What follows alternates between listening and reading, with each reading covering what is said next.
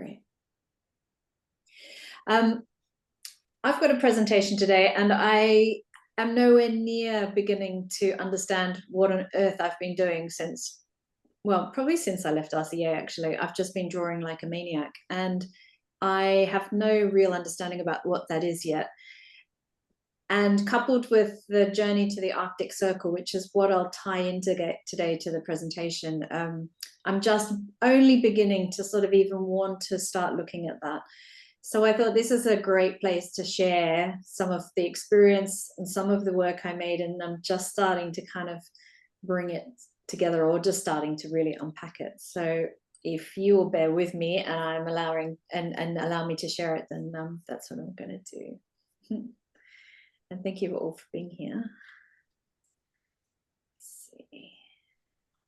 Share. Can you see my screen?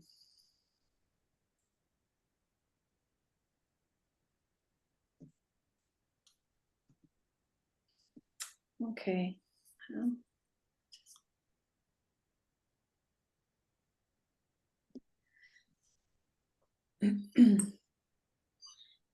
You will find traces of my experience in the materiality and gestures of the drawings I made for you.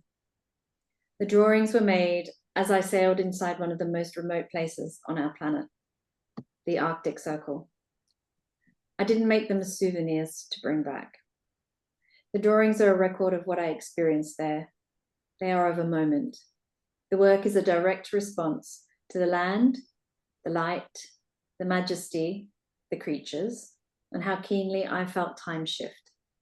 They're a record of a trace, a conversation, a way of halting time and going deeper. I worked with a force greater than my own.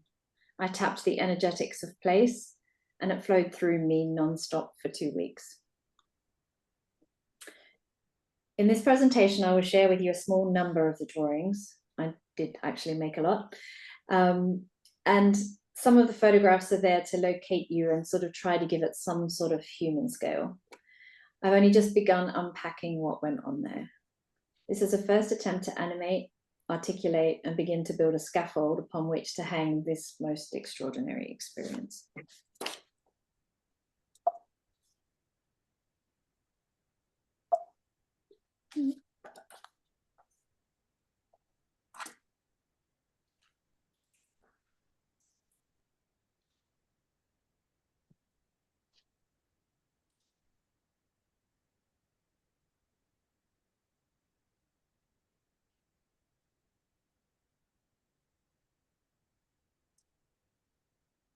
Non-human time, a world without human trace. Here, culture lapses, civilization erased from view. It is impossible to judge scale. I failed time and time again to find a relationship to that which figures. My drawings produce a silence, a very particular spacing. They speak of an absence of time.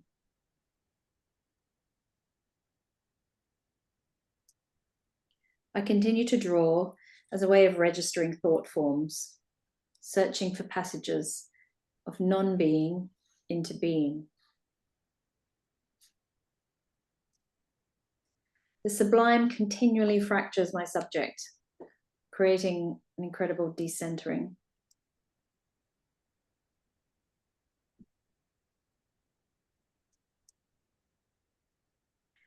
There is a dissolution of form into a very particular lyricism.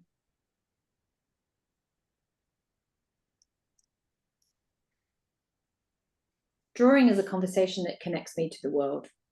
It connects me to others. It locates my body to place. I find relationship through materials. The drawings are maps of sensation. They record an event happening, an opening of a space, capturing the mystery of what was there, barely perceptible at the time. A presencing. They hold a deep resonance. The unsaid and the unsayable in a gestural encounter. What is drawing? It's fragile, it's a freedom, and it's always teetering on the edge of becoming something else. What are the qualities of drawing? Stains, erasures, gesture. Drawing occupies a midpoint between virtual and actual, and this is a place where I love to reside. Here there is a sparseness, a resonance, an echo. There's also my trace, a very subtle trace. Drawing captures the delicacy of time. Drawing is open to change, open to being repeated.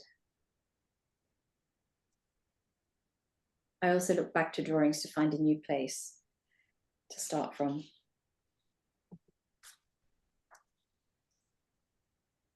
My drawings were a witness on the trip to an unsettling of time, and I can talk more about that.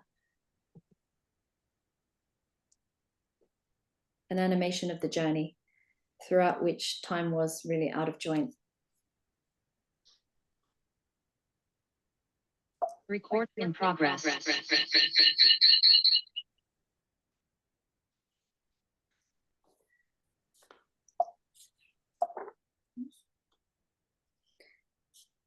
Human, non-human, post-human, measurability and immeasurability. Artists aren't exceptional, but we seek out the exceptional. Drawing is the unsaid and the unsayable in a gestural encounter.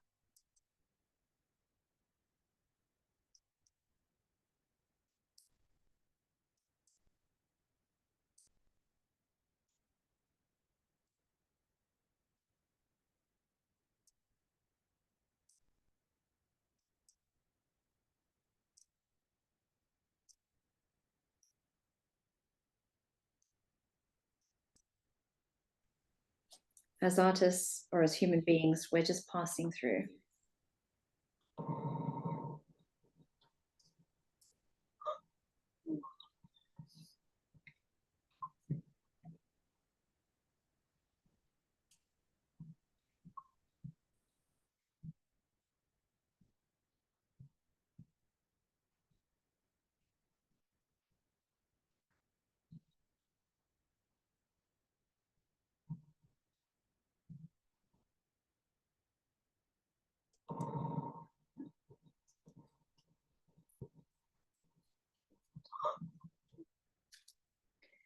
When I came back from the Arctic Circle, I had every day put all of my drawings into plastic bags. So I had sort of day by day record of where I'd been, what I'd been doing, and I'd parceled them all back so that they kind of stayed protected and didn't get destroyed, because I wasn't fixing anything while I was there.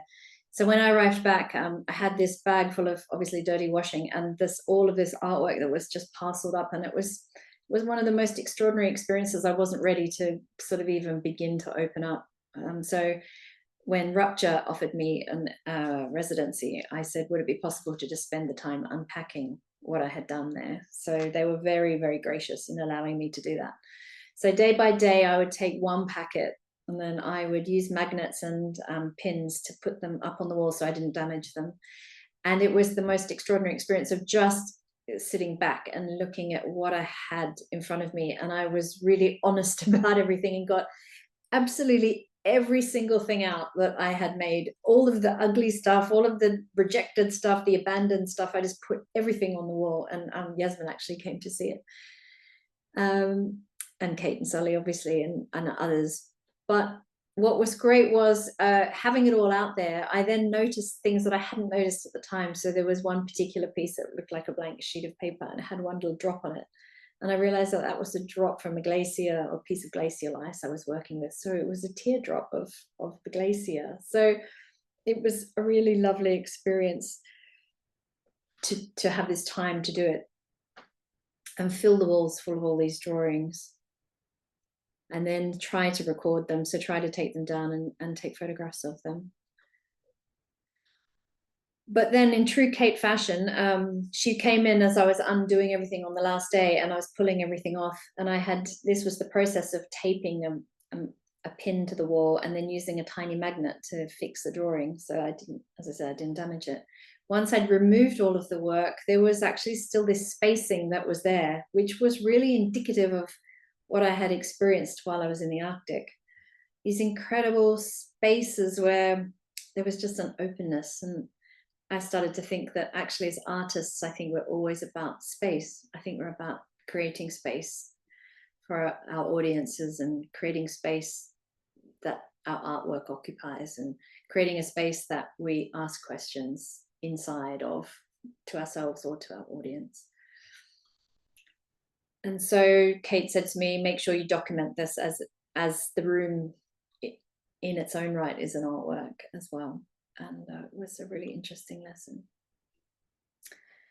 They say when you see the Arctic sun at midnight, that's true north. So I took a photo the night that the sun came out from behind the cloud, and that was me up on the deck. And that was how it looked when I brought it all down. But yeah, as I say, there was this sort of spacing and these markers of time and holding this area open. And I think the other thing that I've been obviously thinking about since coming back from the Arctic is this notion of erasure and this notion of things disappearing. So I had this incredible experience to go and see these glaciers, but we were very, very aware while we were there that it was a very privileged place to be while the glacier is madly retreating and global warming is really a thing. There's me standing on some sea ice. And that's it. That's as far as I've got. Well, thank you very much. I did go and see Sharyn's studio, which was amazing. You saw those little paper clips still on the wall. It was full. It was a treasure trove. And I think the words you've actually described as part of your process, you called your maps drawings of sensation. There was so much sensation going on in that room. Because Sharyn, you should talk maybe a little bit about all the different ways you tried to document it. You showed the images, but maybe you could go back into it and talk about that, because that adds so many more sensations for the audience to grasp. Do you think you could go back to some? Yeah, I'm happy to do that. It's you sort of don't want, I didn't want to explain it away when I first presented, because I thought I just wanted to sort of have a bit of mystery and a bit of space there, but I'm really happy to, because you're right, for 2 weeks I took a very, very small, tiny little box of materials, and I had no idea what I was going to encounter when I got there. So it was, what do I take? How do I work there? I didn't know if it was going to be too cold or how it was going to be. And it was just a constant instantaneous response each day to what am I seeing, how am I feeling, what have I got to hand, how am I going to capture that, and how am I going to sort of register these notions that were so visceral. They really were. Let me go back and I'll share. I've also got so many photos, I can't tell you,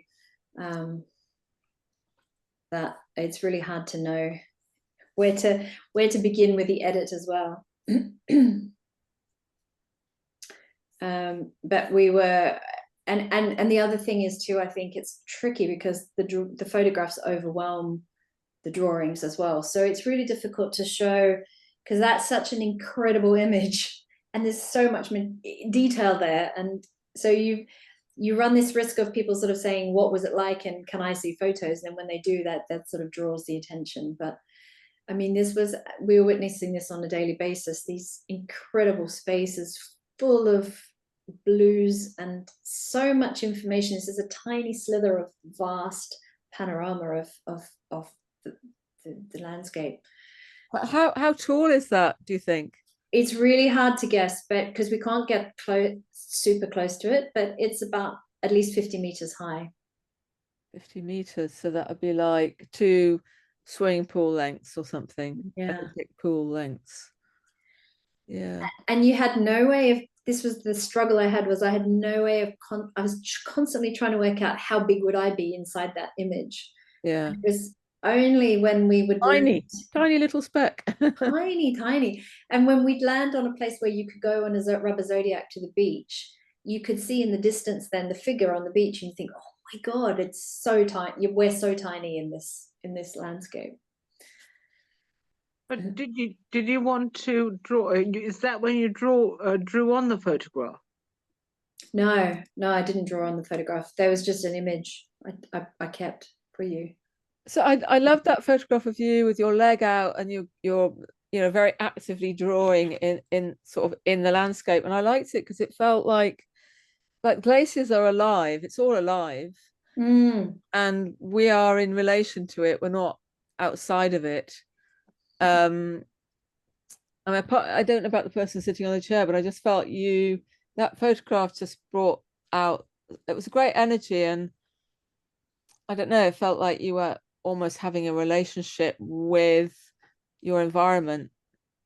Yeah, I really was. And I mean, the drawing, I mean, my room was so smelly, my poor bunkmate, but I was using the glacial mud. So you can see the color of the mud that canvas is sitting underneath. I was using that with the indigo ink to paint with, to draw with. So it was like my hands were in the mud.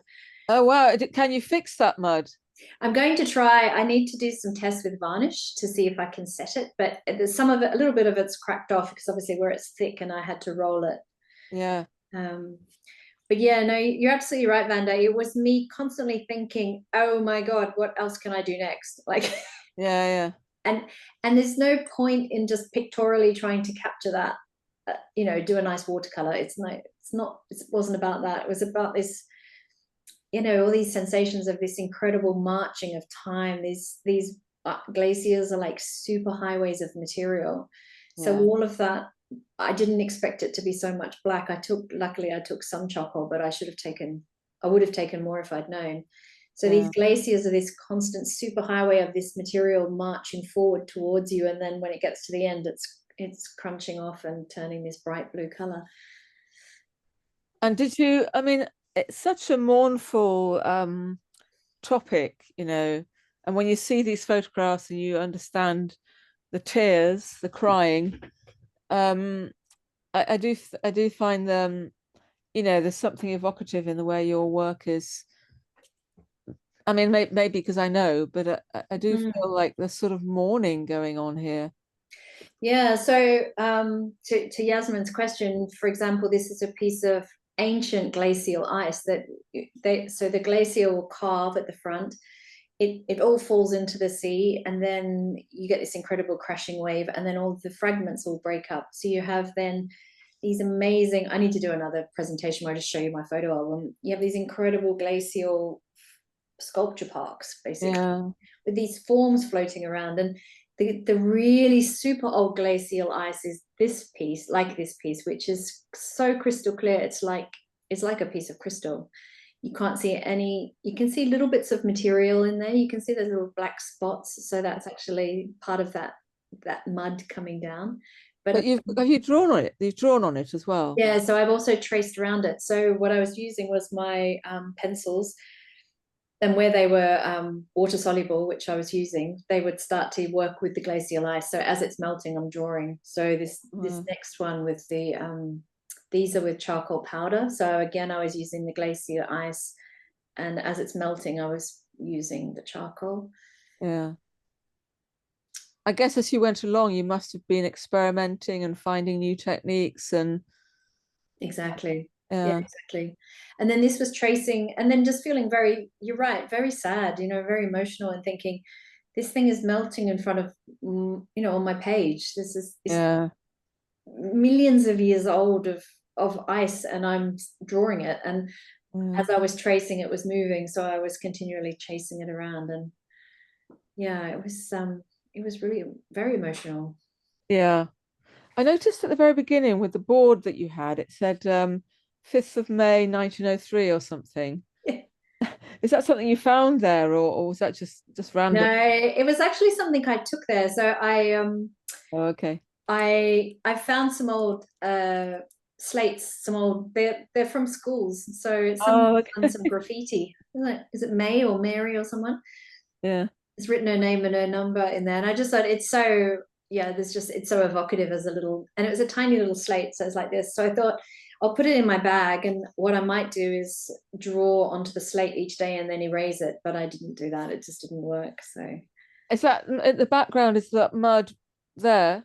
yeah, Yeah. So yeah. the mud is drying up and cracking, or do you have any pictures of that sort of muddy landscape? Or the Yeah, I do. I'll have to sort of go through and put together greatest hits. I should have done that for you today. Oh, don't worry, don't worry. In the last day we moored in this place, and I've got lots of Arctic clay to use actually, and it was where a glacier had surged forward in the early 1900s, in 1903 or something. It had surged forward, and then it was on its retreat, because we always think of glaciers melting and disappearing, but actually this one had moved forward, and it had thrown up a lot of clay and mud and silt and things and made these islands. So we were able to go onto this little island and work.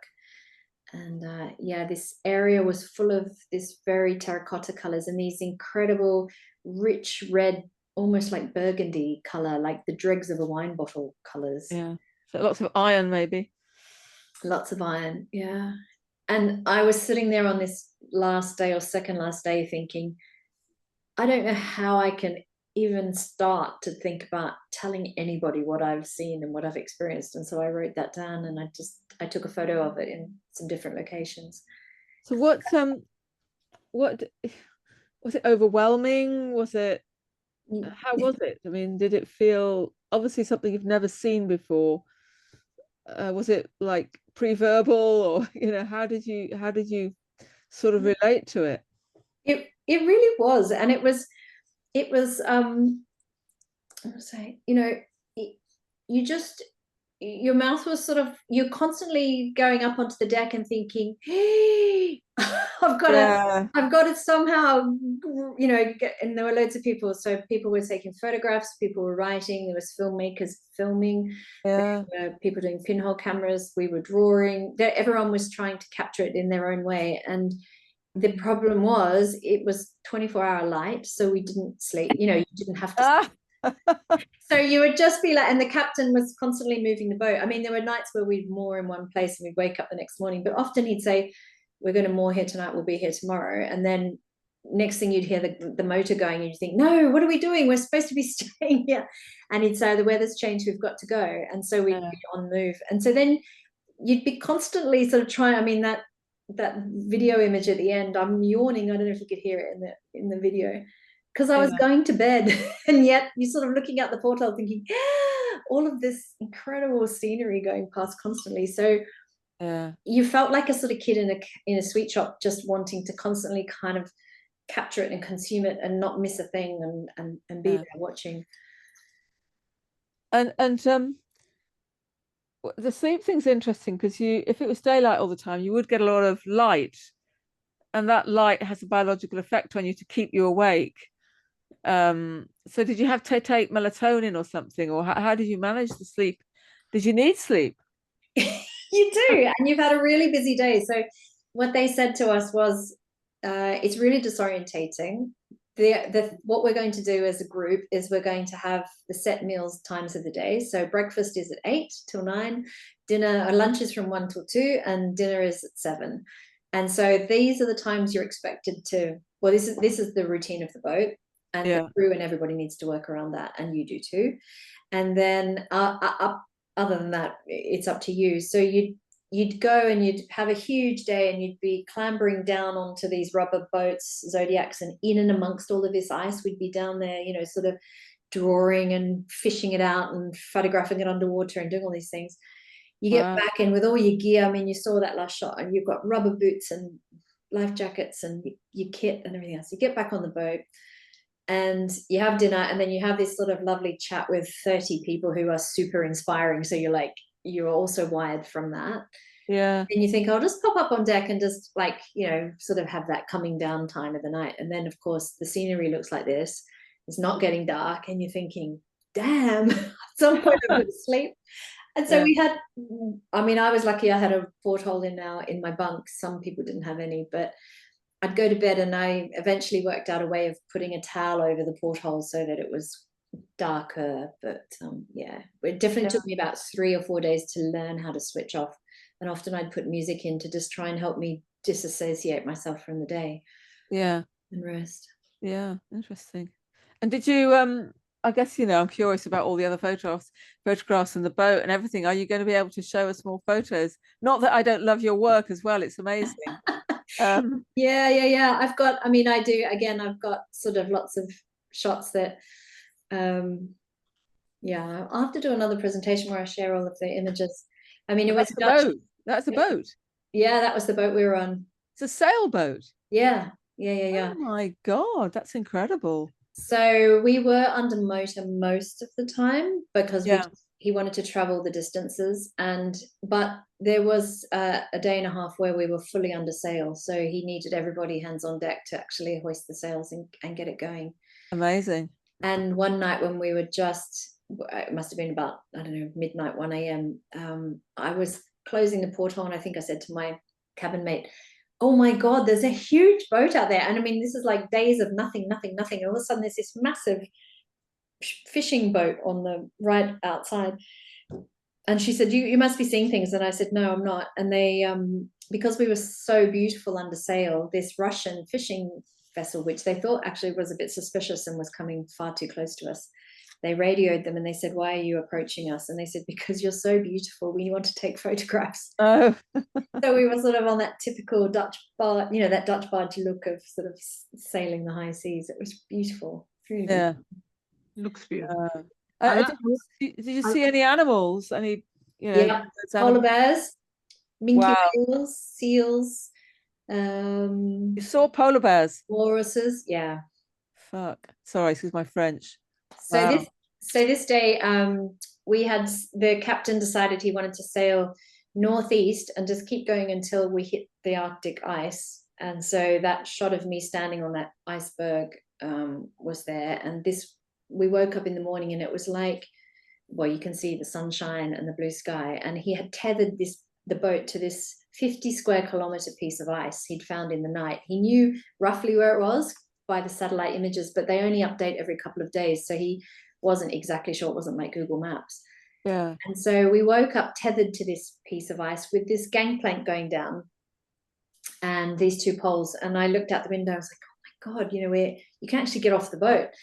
And so we got off and we worked all morning. And he said, you just need to be able to come back on if I call you. And so we were always being guarded. So you can't see here, but actually there were always 4 guards stationed on the ice around us. So there was a perimeter. They were watching for polar bear and they had flare guns and rifles. I mean, they were fully loaded all the time. They had someone up the mast and we got this call, you need to evacuate. We need to get back on board because the icebergs are moving in. We're going to get stuck.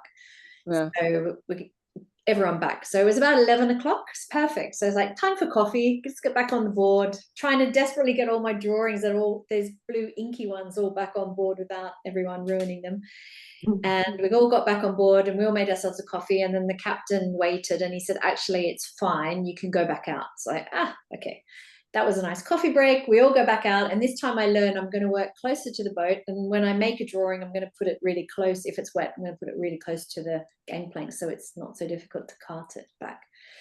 Anyway, we start working and then another alert. Sorry, you all need to evacuate again. There's been a bear sighting. So we're like, oh, okay, good. We'll all get back on the boat and the chef says, actually, it's lunchtime. It's 1 o'clock. So if you all want to grab your lunch, I wouldn't advise you taking it on deck because the bear will be able to smell it. So of course, what do we do? So we all go back up onto the deck with our plate of lunch. And this polar bear came within 5 meters of us. This beautiful female came walking all the way in and they travel so fast across the ice. They're walking, but they really move. Yeah. And she came and she sniffed all around here, like where we'd all been working. It was obviously scent everywhere. So she could sniff us on the boat. Obviously there was floating dinner, smorgasbord up there, which you couldn't. Wow, you didn't Oh, feel it was very amazing. good So then. we sat there, and I don't know if you've ever done any game drives or anything in Africa, but everyone was just totally silent and totally focused. And I can't tell you how long it lasted, maybe an hour, maybe two, I don't know. Yeah. Lost time. It was amazing. Oh, wow. Yeah. I'll tell you, Sharon, what I liked about your work was the animation. I was just absolutely, I love that paper you used. And it sort of, I thought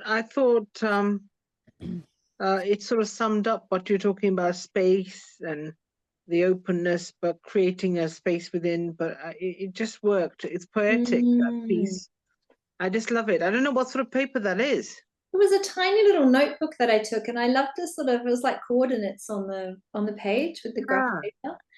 And once the polar bear had left and we unmoored the boat, we then spent about 7 hours trying to get out of this pack ice. And there was these constant moving tessellated shapes that were in front of the boat. So the captain literally was sort of, trying to duck and dive through to find the gaps.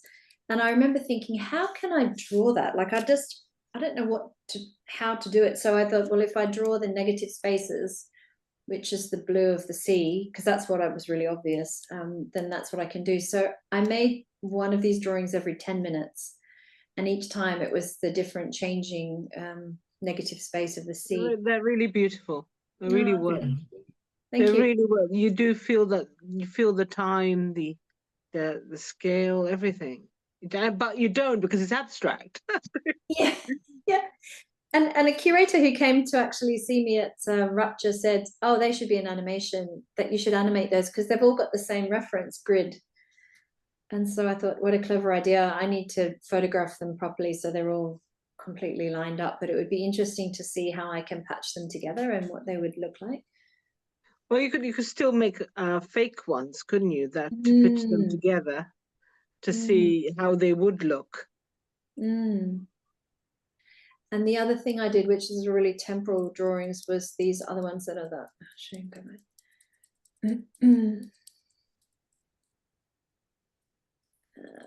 these ones. So these were Amazing. about 8-hour durational drawings. They were a pencil attached to the bottom of the bell of the rope of the bell, hanging in the dining hall where we ate. And I think there's always a bell on a boat for the captain to be able to get attention.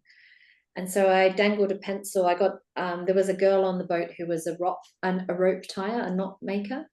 So I asked her to knot the end of the pencil for me. So I dangled it to just touch the paper, and then I left it overnight. And I had no idea what I was going to get in the morning. But this was a particularly rough night where the boat was going all which ways all night. And you can see that. And then this was another one, which obviously we were leaning with the wind. So, the pencil was constantly going that way and obviously flying off the page and then coming back and hitting that left-hand side. So that you can see those really strong marks of it whacking back in. See, I actually see that your artwork is much more, it's got a lot more feeling and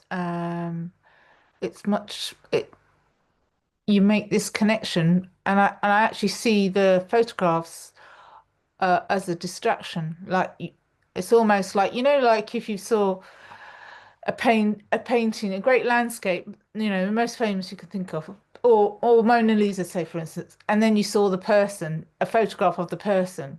You wouldn't do that. Do you know what I mean? So I'm actually thinking the presentation, I mean, that's so strong. These two pictures, all of them, but the last two is just like, wow. And because you're then talking about the actual experience, whereas in the photograph is kind of like looking at a chocolate box of, great chocolates, and you just want to dive in, but it's not your artwork. Do you see what I mean? I don't know. Yeah, it's not my interpretation or experience of So maybe the photographs should be, a presentation without the photographs, because it's your experience. It's not it, and then people maybe are even more curious about what it was like there, and they've got to see it in your artwork, not in the photographs. Well, I don't know why she doesn't combine drawing onto the photograph, because the one that the one that you did for your degree show, It shows also drawings in a photograph. Yeah. But it wasn't, no, photographs- that wasn't Chud, that was all just a drawing. That Was it wasn't- fantastic? it was a photograph of my drawing, but it was just a drawing. Wow. I just feel that your work should be on some sort of drawing onto the photograph to put it to the location. And Yeah, maybe, you know, transferring that in some way. But even putting ceramics in there, you know, putting sort of like photographs, drawing everything into a ceramic piece like a tile. yeah, yeah. I don't know. I feel like it has to be 3D somehow. Yeah, it's interesting. I bought this Arctic clay back with me. I've probably got about 2 kilos of it, and it feels so precious. And I don't know whether it's right to fire it or not. Yeah, it's an ethical question as to if you're talking about environmental issues and the warming of the planet, and then to take this mud and freeze it in time. It's one good thing, I guess, to talk about and to make an object that will stay the test of time, and that's what a ceramic object is. But yeah, to just use the clay in its raw state is also, I think, powerful as well. I don't know. I suppose you could Maybe put it in the one- deep one- freeze, couldn't you? Sorry, say again? Put it in the deep freeze so you keep it cold. Well, you know what? Actually, that's another photo which I don't have here. But what was really interesting was the clay or the rocks go through this process through the seasons of freezing and unfreezing. And so if there's any water that's seeped into the rock, it actually ultimately cracks the rock. So you get these incredible patterns where the rock's just fractured and it's sat there, but it's just sort of freaked out and gone, wah! Wow, amazing. So I was thinking, actually, that's one thing I will test with the clay, is to actually make a little block of it, put it in my freezer, take it out, put it in, take it out, put it in, put it, and then fire it and see what it does. It'd be interesting to see. Yeah. I sort of feel with your artwork, it's very beautiful and very sensitive, and I just I guess I mean, I know you're experimenting and it's the beginning and you're not sure what you're going to do with it, and you talk about how wowed you are on, that's not a word really, but how enormous the impact has been on you. And I wondered if there's some way of responding to that enormity, that feeling of that overwhelming, intense feeling in the actual work. Not from the sketches or the work that you made when you were there, but now when you're back, is there something else that you could generate that speaks to that? I guess I was thinking slightly of someone like Turner, who when you were showing us this pencil work, which is really great. I was just thinking about, he attached himself to a mast to get the feeling of the boat and the movement of the boat and stuff. And I was just wondering if there's a way of bringing out all that intense emotion that you must have been going through. Yeah, absolutely. I feel like the drawings are sort of the first stage, like the exploratory stuff, and they were just a record of that experiencing at the time. But I can't agree with you more. I think the next step is to think about, how do I interpret that and create that spacing or that feeling for the audience, or that intensity or that scale, or all of those things that I was going through. Yeah, not easy, I'm sure, but it's really not easy. And bringing back drawings so these were the ones that I did as I was walking around the glacier, and then thinking I'm actually also mapping climate change, and I'm mapping space, and again, this is the meltwater and the edges, and I just got them out and started taking photographs and thought, I can put them all on the floor, and then, it almost makes like a land mass or a map. So there must be so many different ways that I can interpret what I saw and what I did. Yes. I'm coming back to your description again. Your drawings you saw as maps of sensation.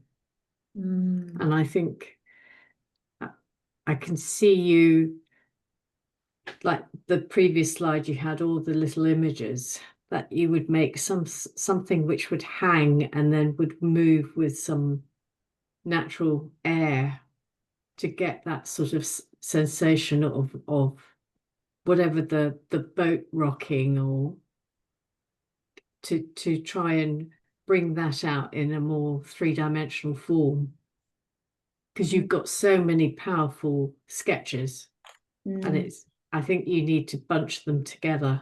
Well, that's a bit crude way, but some sort of I don't know, a trellis or a patchwork, something which maybe with the clay you can use to make something which adds as linking them all together. So then it becomes part of a bigger picture. The great thing about the clay that you've got there, though, is that it can it's still malleable, doesn't it? So you could use it forever. That 2K of clay that you've got, apart from the bit that you're doing experiment with in the fridge, you know, you've got it there that can shape it, do whatever you like with it, and then you know, revamp it again, you know, with liquid. So it's great. Clay, that's what's brilliant about clay. You've got this never-ending cycle. Yeah, it's true. It's really true. The other most extraordinary thing, These are amazing. these are indigo ink. So these were using the salt water of the glacial sort of melting ice, but it was sort of, I didn't drink it. I think it was quite sort of salt, brackish sort of water. But a friend of mine, because I said to a friend who's a dyer, I don't know what blue to take, because whatever blue I take is going to be the wrong blue. And she said, why don't you take indigo, because indigo is a natural dye and it responds to different situations. So it's just like you in the way you like to work, is if it's salty or if it's acidic or if it's whatever it is, the indigo will change. And so it was a great material to take. And it's also slightly unsoluble as well. They break it down, and to make it an ink or to make it a dye, they dissolve it in acid and then they balance the acid out. But you can see the sort of fragments of material that's floating around in there where it's sort of reformed. And again, it was sort of like that sort of material coming down the glaciers. It was really fun to work with. I wanted to show you, and again, different papers and different formats. There's the indigo breaking up again.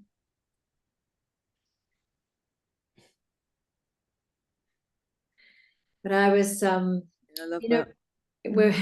This is a really long piece of canvas, so I took some, because again, I was thinking about how do I capture this notion of this panorama and this sort of vast landscape in a small square. And actually I thought if I do long, thin work, it would also help that panorama idea. And I was telling Yasmin that there was one afternoon on the boat where the captain was so great at bringing the boat into these extraordinarily dangerous places where, if the glacier, he wouldn't get too close, but it's full of ice and it's full of calving glacier, and it's just it's quite dangerous spot. And he's got this little sailing boat and he goes chugging in there. And I said to him at the lunch before we went to this location, I said, you're so great at taking us along these glacier fronts, and you're there like it's a widescreen TV in a department store, when they've used those digital ones to show you how good the screen is. And he was sort of like, oh, thanks, okay, great. And when we went to go into this space, I knew this massive glacier front was coming, and I had my roll of canvas, and I'd only had a small space to work, so I didn't know how long exactly it was. I had to keep it rolled up. So I had it all rolled up ready, and I was ready to draw, and I thought I'll draw when I get to that bit of the pointy mountain. I'll start there. And I was waiting, and the boat's sort of looping around, and then it's coming back, and then he stops. And I thought, damn, he's not going to go into this part where I was waiting to draw.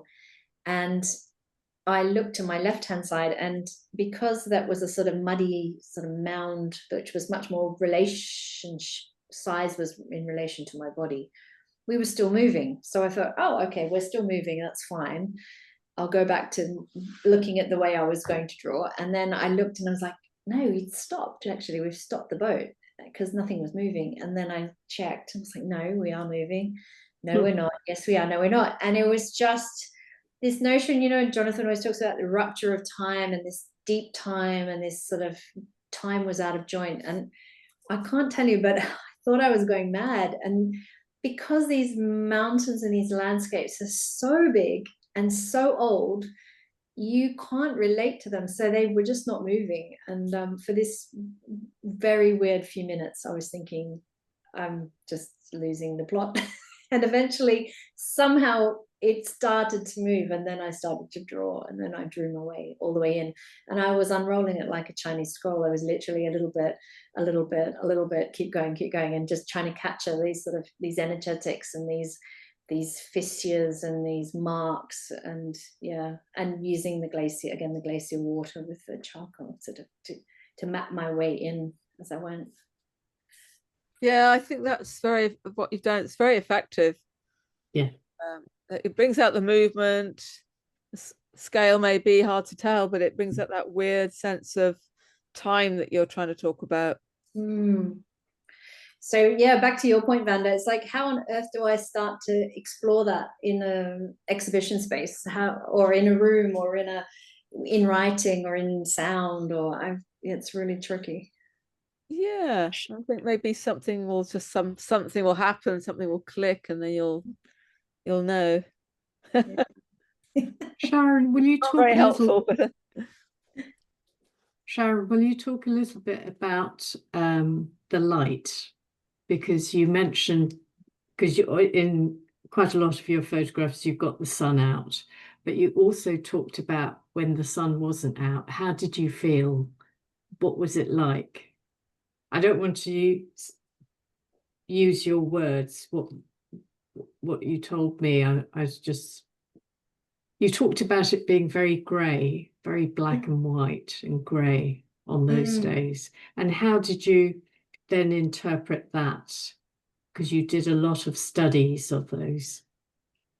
Can you tell me which ones in particular you're thinking of? Or are they not here?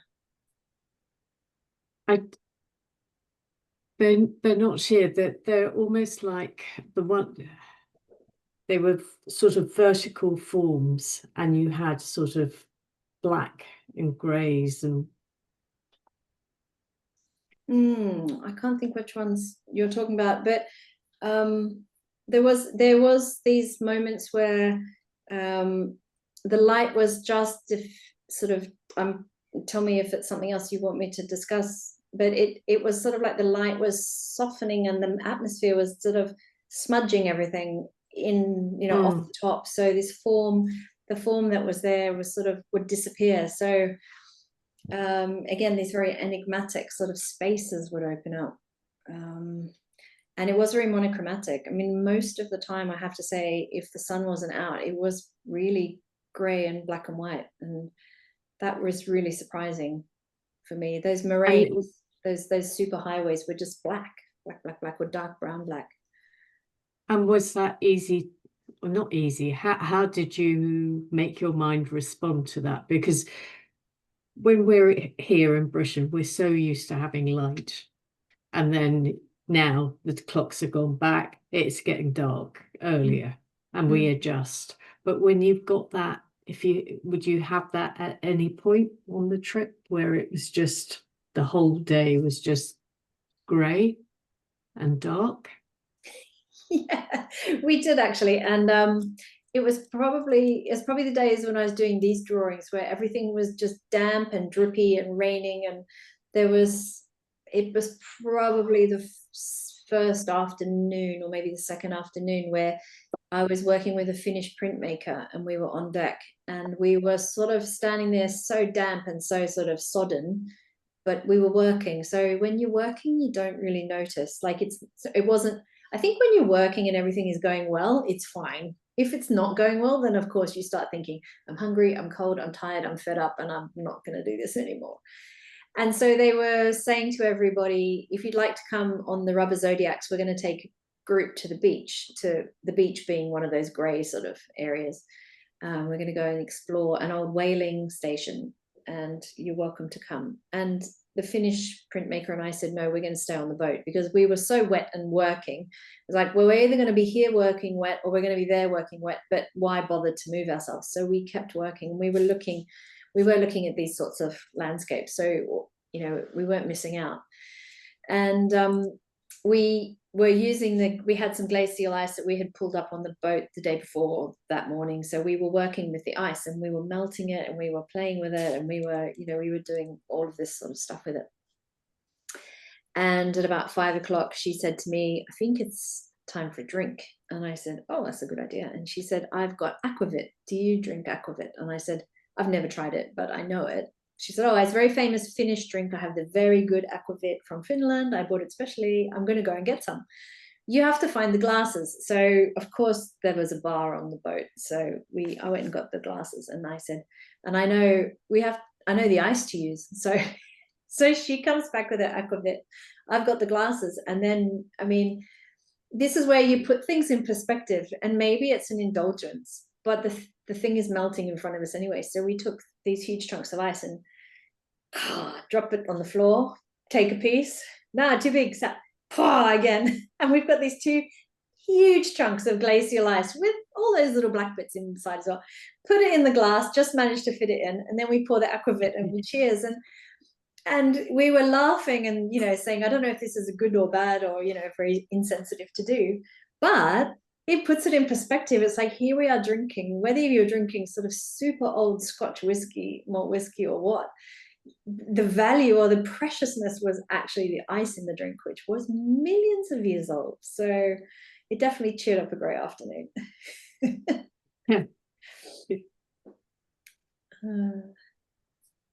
There was a lichenologist who came back on board afterwards who was horrified.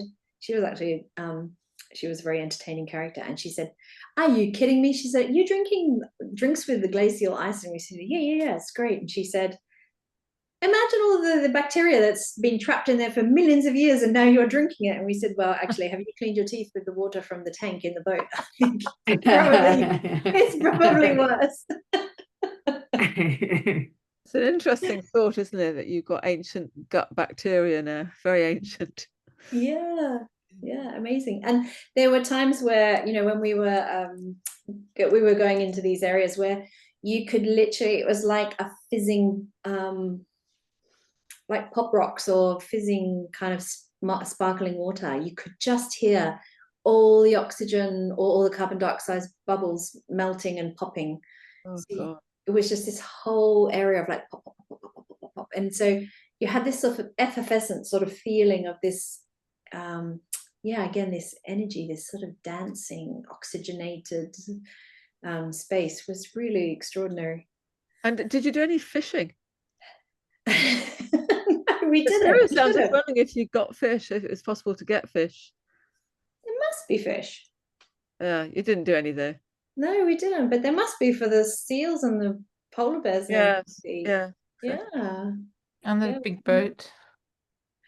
I think just kind of, you made me think there. I mean, I think there's a lot to do with time here in terms of how you develop the work. There's so much to do with time. You know, just that fact that you're drinking, you know, a million-year-old bit of, I don't know, glacier in your aquavit. I mean, just the concept of that is bizarre, isn't it? It's really bizarre. It really is. And this notion, I mean, on that last day when I sat and wrote on that chalkboard and thought, how can I begin to tell you? You constantly felt so insignificant in these spaces. As I said, there's no way to locate yourself with any kind of dwelling, cultural reference, nothing. It's just like the environment and you're a speck on it, if you can even see yourself. And the landscape is just going to carry on. And we are here for such a short time, just passing through. And we talk about, and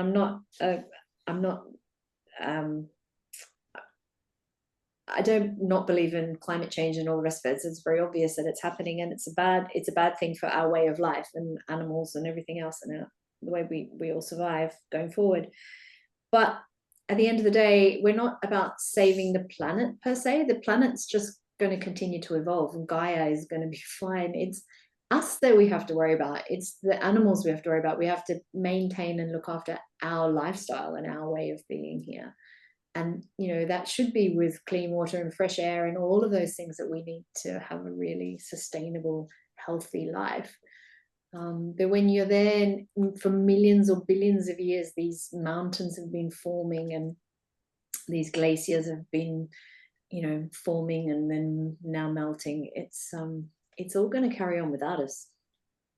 100%. But I think in response to that, it's taken, I don't know how many billions of years for us to evolve, and all the animals and plants and everything else around us, and the biodiversity, and we are destroying all that.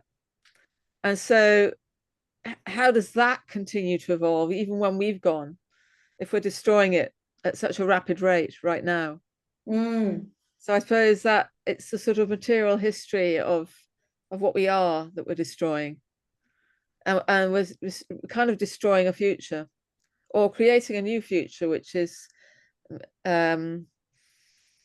I don't know, a future with less potential for diversity. I suppose, yeah, we're specks. We're just there for, you know, boom. And most living things are, in a way, but when I say living, I don't mean the glaciers. I mean, you know, species, if you like. But something is within that continues, and if we destroy that, the genetic codes and all the rest of it, then that to me seems very, very, very, very irresponsible. Yeah, I couldn't agree more. It just feels, I don't know, you know, all of the wars and all of the problems that we create as human beings just seem so ridiculous. You know, when you're there, you just think, what are we doing? What are we fighting over? What are we doing, blowing each other up? Like, what is that about? Just get on with this bigger picture. Yeah. I guess you must feel like that when people might go into space. They must have the same feeling. Totally. Yeah, puts it all into perspective. Yeah. I'm terribly sorry, but I have to go. Yeah, no, that's great. We're probably at time anyway. It's 7:05. Yeah, thank you so much. It's fascinating, and I'd love to see more and the photographs and I'm talking really about it. happy to talk about the experience. It was the most extraordinary art residency if anyone's ever interested. There were 20 odd crew on the boat, of which 4 guides were there to constantly do whatever it was that you wanted to do. If you wanted to drape yourself naked over one of those floating pieces of ice, they'd be there to help you. If you wanted to, you know, pull up the Arctic clay on the last anchor pull from the, you know, on the last day, they were there to, how many kilos would you like? I mean, it was extraordinary. So amazing. Oh, we'll have to think about that. It's very exciting. Sounds amazing. Oh, brilliant. Thank you so much. Thank you all. Thank you, Sharyn. Thank you, Sharyn. You're welcome. And I think it's Lester presenting next week. I'll check the list. Okay. Okay. Great. Take care, everyone. Thank you. Bye. See you Bye. soon.